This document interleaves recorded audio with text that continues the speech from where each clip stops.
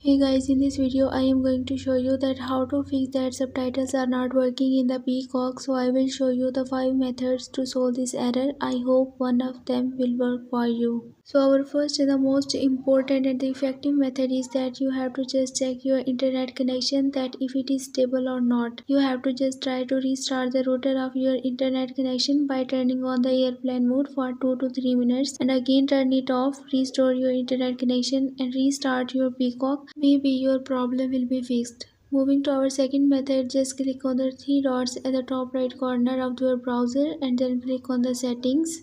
And here in the left menu, just click on the About Chrome. Make sure that your browser must be updated to solve this error. So just click on the About Chrome and it will automatically update your browser. After this, you have to just move to the next method. Click on the privacy and the security. Click on the clear browsing data. So basically you have to just clear the data from your browser. Note one thing, that it will be removed from your browser. So take this action when you are ready for this. And in the time range, select for all the time and then click on the clear data. Wait for completing this process and after this reopen your Peacock and this time hopefully your subtitle will work. Moving to the fourth method, you have to just restart your PC, as in some cases just to restart your PC is enough to solve this error.